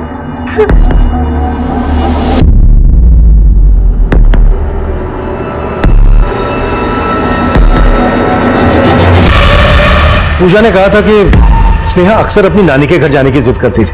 कहीं ऐसा तो नहीं है कि स्नेहा अपनी नानी के घर इसलिए जाना चाहती थी क्योंकि उसके घर पे उसे समझने वाला कोई नहीं था? हो सकता है स्नेहा को मोलेस्ट करने वाला उसके घर में कोई हो। भावेश नहीं तो हिमांशु। तो मैंने पता किया कि हिमांशु का स्नेहा के घर में काफी आना जाना था और स्नेहा भी अक्सर हिमांशु के घर जाती रहती थी। सर ये हिमांशु कपड़ों की ट्रेडिंग करता है, घर से ही अपना बिजनेस चलाता है और उसकी वाइफ ज्योति वो जॉब करती है। तो सर हो सकता है कि स्नेहा ज्योति के एब्सेंस में हिमांशु के घर गई हो और हिमांशु ने उसके साथ कुछ गलत किया हो। हिमांशु को थाने बुलाओ। पूजा ये भी बोल रही थी कि स्नेहा स्कूल और ट्यूशन क्लासेस जाने के लिए भी मना करती थी। हो सकता है स्नेहा के स्कूल और ट्यूशन क्लासेस से कोई जुड़ा हो। हमें हर एंगल पे काम करना है। Right sir.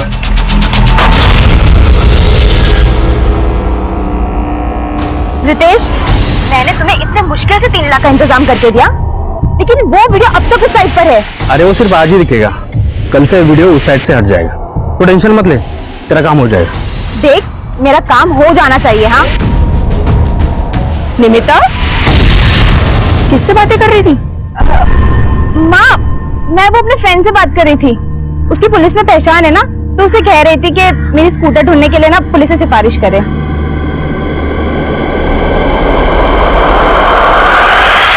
सर आप ये मुझ पर किस तरह का इल्जाम लगा रहे हैं? स्नेहा मेरी भतीजी थी। हमने ऐसे ऐसे केसेस देखे हैं जहां इससे भी ज्यादा करीबी रिश्ते के लोग बच्चों के साथ ये सब गलत काम करते हैं और वो बेचारी बच्चियां अपनी तकलीफ भी किसी के साथ शेयर नहीं कर पाती। सर मेरा यकीन कीजिए, मैंने स्नेहा के साथ कुछ नहीं किया है सर। सर आप इस तरीके से मेरे हस्बैंड पे शक नहीं कर सकते। हो सकता है आप भी अपने हस्बैंड को बचाने की कोशिश कर रही हैं। ये क्या बकवास किए जा रहे हैं आप? आवाज नीचे रखिए और मुझे अपना काम करने दीजिए। सर आप जो ये कर रहे हैं इससे मेरी रेपुटेशन खराब हो जाएगी सर। सर मैंने कुछ नहीं किया है, पर लोग तो यही समझेंगे कि तो अपनी रेपुटेशन को लेकर इसलिए डर रहा है क्योंकि तू सच में स्नेहा को मोलेस्ट कर रहा था। नहीं सर, प्लीज मुझ पर ट्रस्ट कीजिए, मैंने स्नेहा के साथ कुछ नहीं किया है।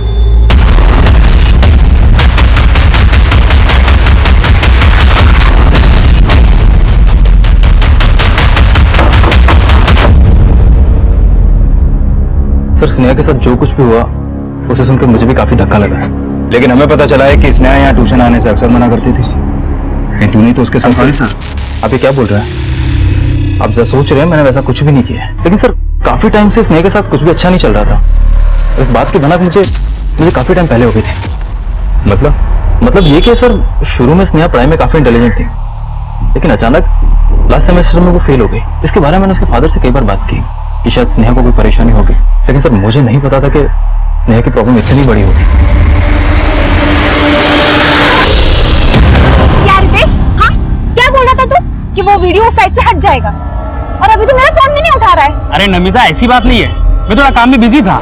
देख रितेश, मुझे घुमाने की कोशिश मत कर, वरना क्या, ये धमकी ना तू उसको जाके दे जिसके साथ तू सोई थी, समझे? सर मैंने पूजा की कॉल रिकॉर्ड्स चेक किए, उसमें इस मोहित नाम के लड़के का नंबर मिला है। ये पूजा के साथ ही कॉलेज में पढ़ा करता है और अक्सर उसके घर भी आया जाया करता था। तुम्हारे कहने का मतलब है कि मोहित भी स्नेहा के साथ? सर ये मोहित एक बिगड़ा हुआ लड़का है, 12th में 2 बार फेल हो चुका है। हो सकता है इन सब में इन्वॉल्व हो।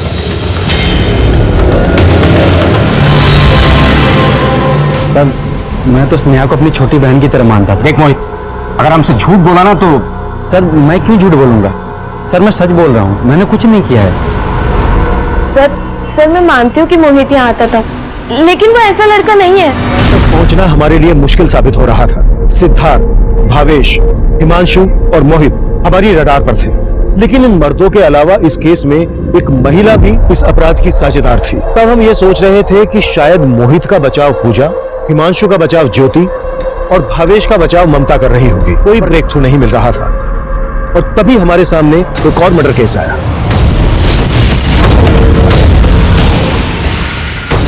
जैन इधर से पीछे करो, पीछे करो। सर ये देखिए, आसपास कोई आईडी नहीं मिली है जिससे इसकी पहचान हो सके। आसपास इसके बारे में किससे पूछताछ की? पूछताछ चालू है सर, लेकिन अभी तक कुछ मालूम नहीं चला। सर मुझे अभी वजीरपुर थाने से कॉल आया था। वहां निमिता नाम की एक लड़की की मिसिंग कंप्लेंट फाइल हुई है। निमिता की फोटो इस लाश से मैच कर रही है। निमिता की मिसिंग कंप्लेंट उसकी मां संगीता ने लिखवाई थी। उनको शनाख्त के लिए बुलाना। Yes sir. सर मैंने स्नेहा के ट्यूशन टीचर से लेकर स्कूल टीचर प्यून सबसे पूछताछ की, लेकिन कुछ हाथ नहीं लगा। शर्मा, जिसने भी ये सब किया है स्नेहा के साथ, वो खुद से तो बोलेगा। सर मैंने स्नेहा के सभी दोस्तों से भी बात की, लेकिन स्नेहा ने अपने दोस्तों में से किसी को भी ऐसा कुछ नहीं बताया जिससे हमें कोई लीड मिले। फिर से कोशिश करो शर्मा। स्नेहा ने जरूर अपनी परेशानी किसी न किसी के साथ शेयर की होगी। सर स्नेहा की एक बेस्ट फ्रेंड है नंदा, मैंने उससे क्या नाम बताया? नंदा। स्नेहा की बुआ पूजा ने बताया था कि 24 अप्रैल को जब स्नेहा अपने घर से गई थी, वो यही कह के गई थी कि वो अपनी फ्रेंड नंदा के घर जा रही है। कहाँ जा रही है? मैं नंदा के यहाँ जा रही हूँ। लेकिन सर नंदा की मां ने तब यही बोला था कि स्नेहा उनके घर पे आई नहीं थी। शर्मा, जब हम स्नेहा के घर वालों पे भरोसा नहीं कर रहे हैं तो नंदा की मां पे कैसे कर सकते हैं?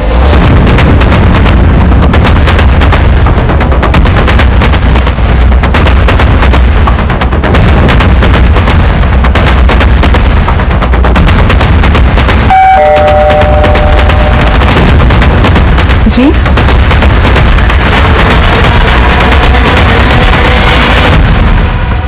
निमिता 3 रोज पहले कॉलेज के लिए निकली थी। उसी वक्त उसे आखिरी बार देखा था। अच्छा, आपको किसी पर शक है जिससे निमिता को प्रॉब्लम हो? I mean, निमिता ने इस बारे में आपसे कभी कुछ शेयर किया? नहीं, पर जब से उसकी स्कूटर चोरी हुई थी ना, वो बहुत परेशान रहने लगी थी। निमिता का स्कूटर चोरी हुआ था? हाँ, वो चितरंजन पार्क से। उसने पुलिस कंप्लेंट भी की थी।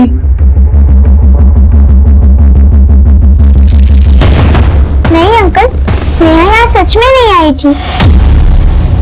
आप तो उस वक्त स्कूल में थे, हो सकता है उस वक्त वो यहाँ आई हो। लेकिन सर हम झूठ क्यों बोलेंगे? स्नेहा यहाँ नहीं आई थी। देखिए, आप हमें आपकी बेटी नंदा से बात करने दीजिए प्लीज। नंदा बेटा, आपको मालूम था ना स्नेहा के साथ कोई गलत कर रहा था? मालूम नहीं अंकल, स्नेहा ने मुझे कुछ भी नहीं बताया था। पर क्या बेटा? सर मैं जानती हूँ ये क्या कहना चाहती है।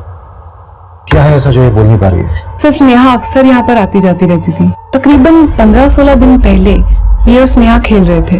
डॉक्टर गेम बहुत अच्छा होता है। मैं डॉक्टर बनूंगी और तुम मेरी पेशेंट। ओके। अरे तुम्हें तो बहुत बड़ी प्रॉब्लम है, ऑपरेशन करना पड़ेगा। अब तुम लेट जाओ। ऑपरेशन करने से पहले तुम्हें अपने कपड़े उतारने होंगे। स्नेहा, ये क्या कर रही हो तुम? सर मुझे लगता है कि जिस अंकल के साथ वो डॉक्टर खेलती थी, वही उसके साथ कोई गलत हरकतें कर रहा था। कौन गलत हरकतें करता है? स्नेहा ने नंदा को बोला था कि वो कोई अंकल थे। अंकल? नंदा बेटा, कौन अंकल थे वो? मालूम नहीं अंकल, स्नेहा ने मुझे वो अंकल के बारे में कुछ भी नहीं बताया था।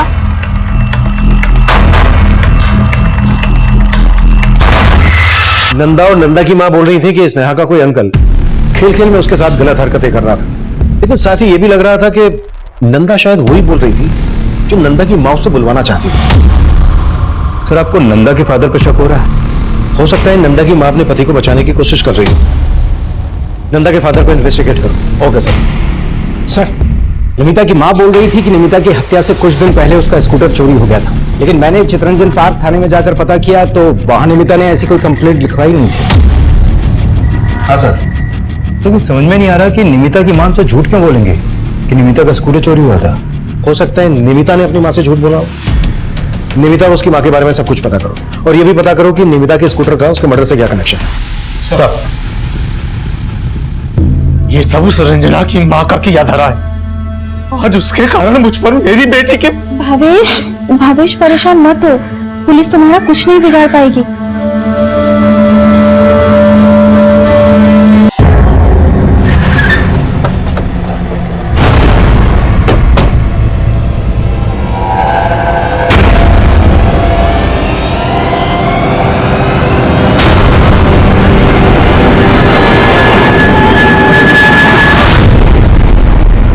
साहब निमिता मुझसे क्यों झूठ बोलेगी? उसी ने मुझसे कहा था कि चितरंजन पार्क के पास से उसका स्कूटर चोरी हुआ है। लेकिन चितरंजन पार्क थाने में निमिता के स्कूटर चोरी होने की कोई मिसिंग कंप्लेन दर्ज नहीं हुई है। क्या? जी हाँ, और इसका मतलब यही निकलता है कि या तो निमिता ने आपसे झूठ बोला या फिर आप हमसे कुछ छुपा रही हैं। साहब मैं आपसे कुछ नहीं छुपा रही। निमिता के कॉल रिकॉर्ड में इस रितेश नाम के लड़के का नंबर मिला। निमिता रितेश के काफी टच में थी। आप जानती हैं इस लड़के को? नहीं साहब। साहब निमिता तो मेरी अच्छी दोस्त थी। तू तो निमिता के कॉलेज में भी नहीं पढ़ता, फिर दोस्ती कैसे हुई? बस ऐसे ही, मतलब हम लोग ऑनलाइन फ्रेंड थे और बाद में मिलने लगे साहब। मर्डर हुआ है निमिता का, अगर कुछ भी छुपाया ना हमसे तो तेरी। साहब मैं कुछ नहीं छुपा रहा हूँ आपसे, यकीन मानिए साहब मेरा, मैं सच बोल रहा हूँ। ठीक है चल, चल बिना हमसे पूछे शहर से बाहर मत जाना, निकल। जी साहब।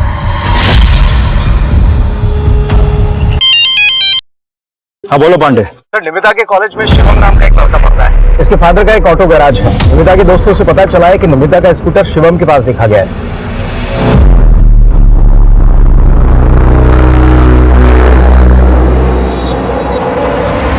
सर ये स्कूटर पहले मैंने ही निमिता को बेचा था, लेकिन कुछ दिन बाद उसे कुछ पैसों की जरूरत पड़ी तो उसने मुझे वापस भेज दिया। सर ये है गाड़ी के पेपर, इसमें निमिता के साइन है, आप खुद चेक कर लीजिए। पेपर तो हम चेक कर लेंगे, तू बस ये बता कुछ छुपा तो नहीं रहा है हमसे? नहीं सर, कुछ नहीं छुपा रहा मैं, वो स्कूटर मुझे निमिता ने ही बेचा था। सर निमिता की माँ बोल रही है कि निमिता को पैसों की कोई जरूरत थी नहीं, शिवम झूठ बोल रहा है। शिवम और रितेश दोनों के बारे में सब कुछ पता करो और ये भी पता करो कि निमिता ने अगर वाकई में पैसों की जरूरत के लिए अपना स्कूटर बेचा तो उसे इतने सारे पैसों की जरूरत क्यों पड़ी थी? Okay sir. Sneha murder case में कोई लीड? सर मैंने नंदा के फादर की एलिबाई चेक की। स्नेहा के मर्डर के वक्त वो इस शहर में था ही नहीं। मर्डर के वक्त शहर में तो भावेश और ममता भी नहीं थे, लेकिन इस बेसिस में हम उनको क्लीन चिट तो नहीं दे सकते। सर क्लीन चिट तो हम सिद्धार्थ और मोहित को भी नहीं दे रहे, लेकिन गौर करने वाली बात यह है कि स्नेहा के मर्डर के वक्त ये दोनों ही इस शहर में थे और अभी तक इन दोनों में से किसी के भी खिलाफ कुछ नहीं मिला है। अगर इसमें नंदा के फादर इन्वॉल्व नहीं है तो नंदा के स्टेटमेंट के मुताबिक वो कोई और ही अंकल है जो स्नेहा को मॉलेस्ट कर रहा था। अब सोचने वाली बात यह है कि वो इंसान कोई घर वाला है या फिर बाहर वाला।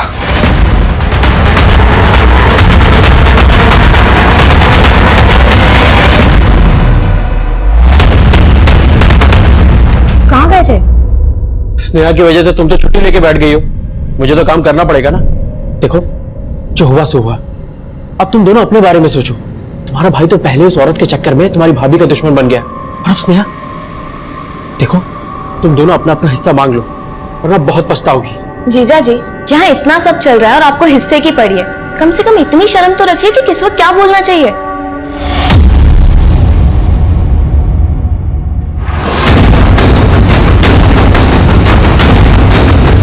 पॉकेट चेक करो उसकी, देखो कुछ आईडी मिलता है क्या? सर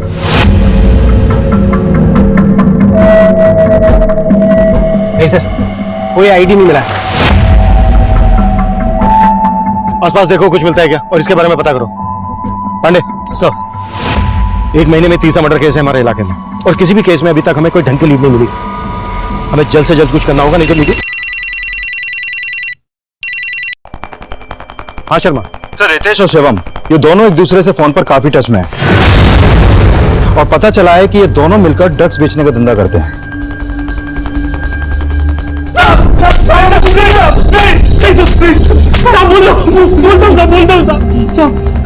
सारे मानते कि हम ड्रग्स का धंधा करते हैं, लेकिन हमने निमिता को नहीं मारा। पार्टनर थी मतलब? पहले मेरे लिए ड्रग्स सप्लाई करने का काम शिवम करता था और इसी ने मुझे निमिता से मिलवाया था साहब। वो शिवम मुझे बोल रहा था कि पॉकेट मनी निकालने के लिए तुझे काम की जरूरत है।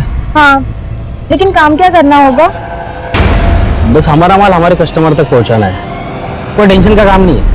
तब हमारे बीच कोई प्रॉब्लम नहीं थी, लेकिन निमिता का एक आदमी के साथ रिलेशन था। किस आदमी के साथ? वो तो नहीं मालूम साहब, लेकिन उस आदमी ने निमिता का एक वीडियो एक साइट पे अपलोड किया था और उस बात को लेकर निमिता बहुत टेंशन में थी साहब। चाहती थी कि किसी भी हालत में वो वीडियो उस साइट से हट जाए। साहब वो वीडियो हटवाने के लिए निमिता कुछ भी करने के लिए तैयार थी, तो मैंने उस बात का फायदा उठाने का सोचा। हाँ सर, इसीलिए वो स्कूटर उसने मुझे बेचा था। और स्कूटर के बदले तूने उसे 3 लाख रुपए दे दिए। ज्यादा कहानी मत बनाओ तुम दोनों। तुम दोनों ने मारा ना निमिता को? साहब हम सच बोल रहे हैं, हम दोनों ने नहीं मारा उसे। जरूर उस आदमी ने मारा होगा जिसने उसका वीडियो अपलोड किया था। अगर चाहिए तो चेक कर लीजिए साइट पे, वो वीडियो अभी भी वहां है। सर इसका मतलब वो दोनों सही बोल रहे हैं। मैं आई कम इन सर। सर निमिता की माँ का फोन आया था, उसका कहना है कि उसके घर से उसके गहने भी गायब हैं। सर मतलब वो 3 लाख रुपए निमिता ने वो गहने बेचकर उन लोगों को दिए। शर्मा, उन लड़कों पर भरोसा नहीं किया जा सकता। हो सकता है निमिता के साथ इस वीडियो में उन दोनों में से कोई एक हो। दोनों की तबीयत से कुटाई करो।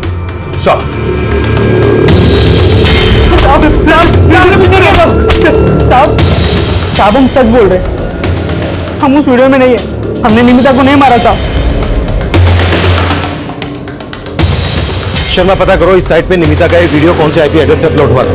सर उस आदमी की पहचान पता चली जिसकी लाश मिली थी। इसका नाम हरीश है, एक केबल टीवी डिस्ट्रीब्यूटर के यहाँ काम किया करता था। कौन cable TV distributor? VK cable. इसके मालिक का नाम है विनय सिंह। और इस हरीश की फैमिली कहाँ रहती है? सर हरीश की फैमिली तो यूपी में रहती है, लेकिन ये यहाँ विनय सिंह की दुकान पे रहा करता था। मैंने इस विनय सिंह को थाने में बुलवा लिया है।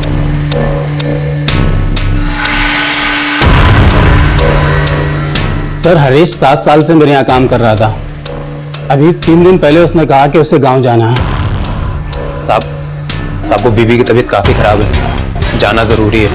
हरीश का किसी के साथ कोई लड़ाई झगड़ा? नहीं सर, वो तो बहुत सीधा साधा लड़का था। ठीक है, आप जा सकते हैं। बाहर इनको हरीश का एड्रेस और फोन नंबर लिखवा देना। हरीश के कॉल रिकॉर्ड चेक करो और उसकी फैमिली कंफर्म कर दो। सर निमिता का वो वीडियो एक मोबाइल फोन से उस साइट पे अपलोड किया गया था। सर उस फोन का IMEI नंबर ट्रेस हुआ है, ये देखिए सर। सर इस IMEI नंबर पे जो मोबाइल नंबर एक्टिव था वो है 9821612117 और ये नंबर हरीश का है। हरीश? मतलब निमिता का वो वीडियो उस साइट पर हरीश ने अपलोड किया और हरीश और निमिता दोनों का मर्डर हो गया।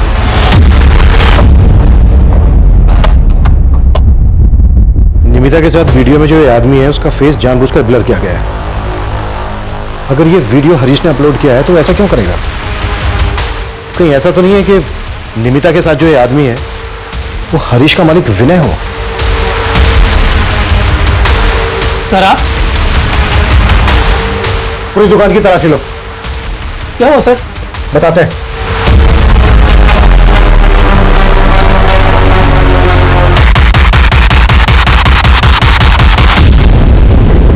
ये तो इसने है।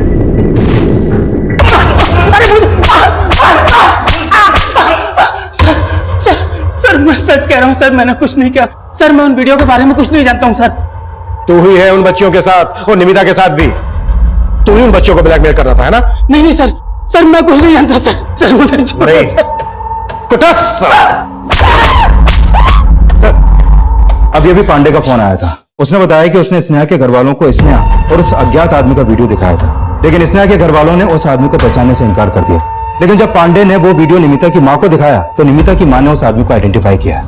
उस आदमी का नाम मुकेश है सर, जिसके घर में निमिता की मां काम करती है। और ये मुकेश जिस मोहल्ले में रहता है उस मोहल्ले में स्नेहा की नानी भी रहती है।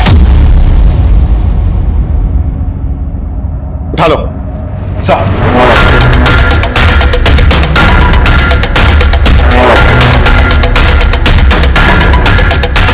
रूम में हर जगह चेक करो सर।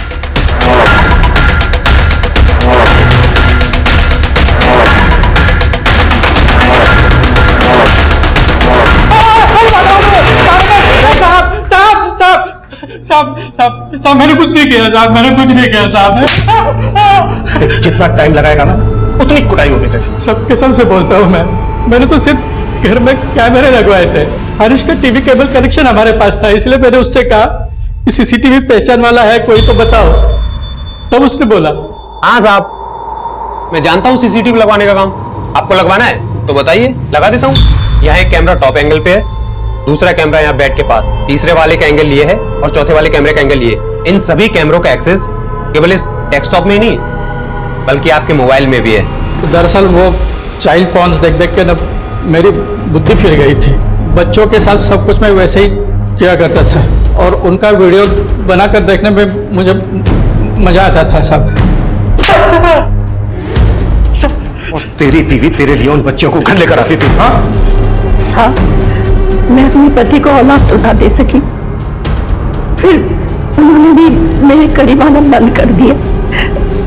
उनके सिवा मेरा कोई नहीं है। उनकी खुशी के लिए मैं मोहल्ले के बच्चियों को बहला फुसला कर घर ले आती थी। स्नेहा अपने नानी के घर रहने आती थी, उसी भी मैं ले जाया करती थी। वाह बेटा, आज तो बहुत सुंदर लग रही हो। चलो गेम शुरू करें। ओके।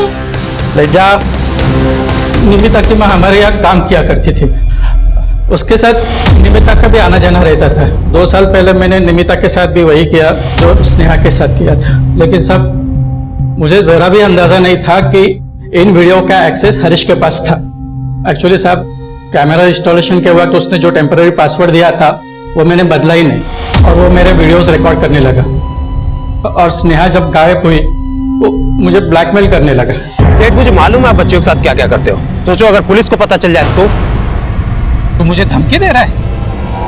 नहीं सेठ, धमकी नहीं, बस मुझे 5 लाख चाहिए। और मैं उसके धमकी में नहीं आया तो उसने मेरा और निमिता का वो वीडियो अपलोड कर दिया सर। हेलो सेठ, उस मैसेज के लिंक पर जाके देख लो, आपका और दूसरी एक और लड़की का वीडियो है साइट पर। इस बार तो आपका केवल चेहरा ब्लर किया है, लेकिन इस बार आपने पैसे नहीं दिए तो अगली बार आपका और स्नेहा का वीडियो अपलोड कर दूंगा और आपका चेहरा भी ब्लर नहीं करूंगा। सर, इधर वो ब्लैकमेल कर रहा था, उधर निमिता ने मेरा दिमाग खराब कर दिया था। तुम इतने वक्त से मेरा रेप करते रहे, लेकिन मैंने कभी अपनी माँ को नहीं बताया, और तुमने वो वीडियो इंटरनेट पे डाल दिया। कौन सा वीडियो निमिता, कौन सा? मैंने कुछ नहीं अपलोड किया, मैंने कुछ नहीं डाला इंटरनेट पे। कुछ नहीं किया? सही, यकीन करो नमिता, सुनो मेरी बात।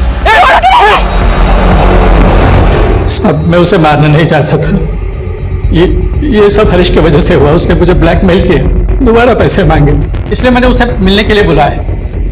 लाइए पैसे। लेकिन साहब, मैं सच कह रहा हूँ, मैंने स्नेहा को नहीं मारा साहब, स्नेहा को नहीं मारा मैंने। मुकेश ने अपने सभी गुनाह कबूल किए।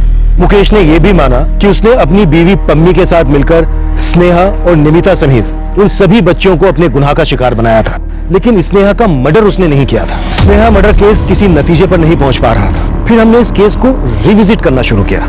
स्नेहा घर से बाहर जहां जहां जाती थी, हम उसका हर ट्रायल फॉलो कर रहे थे, और तभी इस केस में एक नया मोड़ आया। सर, स्नेहा यहाँ से लेटर्स पोस्ट करती थी। मैंने पोस्ट ऑफिस में बात की तो पता चला कि स्नेहा लेटर्स पर सिर्फ अपनी नानी का नाम लिखती थी और एड्रेस के नाम पर सिर्फ शिवनगर, जिसकी वजह से कोई भी लेटर पोस्ट ऑफिस से डिलीवर नहीं हुआ। सर, ये वो लेटर्स हैं जो स्नेहा ने अपनी नानी को लिखे थे। डियर नानी, मुझे आपकी बहुत याद आ रही है। मैं आपके साथ रहना चाहती हूँ। यहाँ मुझे कोई पसंद नहीं करता।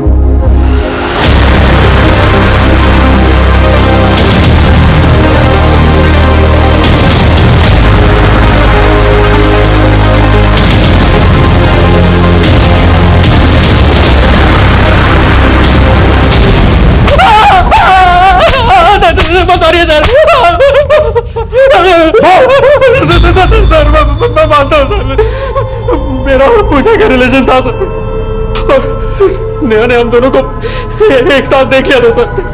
पूजा बुआ चले क्या? सर, हमने स्नेहा को समझा दिया था कि वो ये बात किसी से ना कहे, लेकिन सर मैं सच कह रहा हूँ, हमने स्नेहा को नहीं मारा सर। हिमांशु जीजू ने नहीं मरवाया था स्नेहा को, बल्कि मैंने मरवाया था। सर, मैं रोज रोज की चिक चिक से तंग आ गई थी।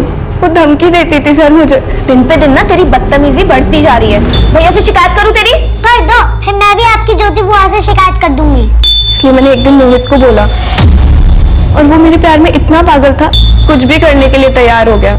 उस दिन जब स्नेहा घर से बाहर जा रही थी तो मैं नंदा क्या जा रही हूँ। अरे लेकिन सुन तो।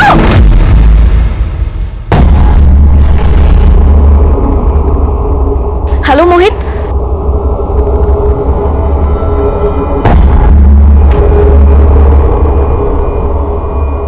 यहाँ क्या कर रही है और कहाँ जा रही है? मैं नानी क्या जा रही हूँ। अरे मैं भी वहीं जा रहा हूँ, चल साथ चलते हैं, चला जा, आजा। सर, मोहित उसे अपने दोस्त के घर ले गया, वहाँ बंद करके सिर्फ सबक सिखाना चाहते थे, लेकिन ज्योति दीदी कंप्लेन लिखवाने के लिए यहाँ पर लेकर आ गई, और बात बहुत आगे बढ़ गई थी सर।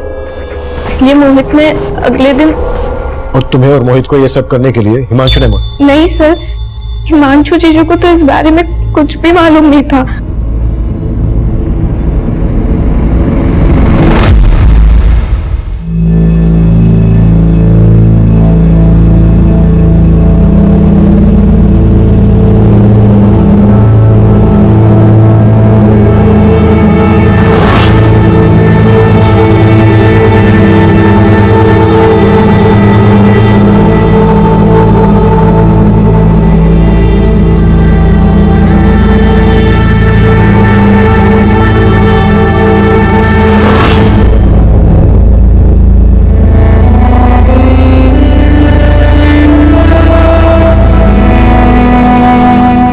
जब भी 18 साल से कम उम्र के बच्चों की जिंदगी में अपराध दाखिल होता है तो उसका असर पूरे समाज पर पड़ता है और उसके दुष्परिणाम बहुत ही डरावने होते हैं। निमिता से जब उसकी मासूमियत छीन ली गई तो उसकी मनोदशा ने उसे ड्रग्स पैडलिंग के जाल में फंसा दिया और उसकी हत्या एक दुखद अंत बन गई। यही स्नेहा के साथ भी हुआ और बाकी की उन बच्चों के साथ भी जिन्हें मुकेश और पम्मी अपना शिकार बना रहे थे। वहीं पूजा ने मोहित की मदद से जो किया उसका जिम्मेदार हिमांशु भी था, क्योंकि हिमांशु ने भी मुकेश की तरह पूजा से उसकी मासूमियत छीनी थी और वो गलत रास्ते पर चली गई। स्नेहा और निमिता सहित उन सभी बच्चों का एक लंबे समय से शारीरिक शोषण हो रहा था, पर क्या उनके परिवार वालों को इस अपराध की दस्तक नहीं मिली होगी? अगर उन्होंने इस दस्तक को पहले ही महसूस किया होता तो मुकेश और पम्मी बहुत पहले ही सलाखों के पीछे पहुंच गए होते और उनका ये अपराध इतना घातक रूप कभी नहीं लेता। अब मैं सीनियर इंस्पेक्टर अभिमन्यु जिंदल आप लोगों से विदा लेता हूं। आपसे फिर मुलाकात होगी एक नए केस के साथ। स्वस्थ रहिए, सतर्क रहिए और देखते रहिए क्राइम पेट्रोल दस्तक। मकसद बताना नहीं, बचाना है। क्राइम पेट्रोल के ऐसे ही मजेदार एपिसोड्स देखने के लिए हमारे चैनल को सब्सक्राइब करें।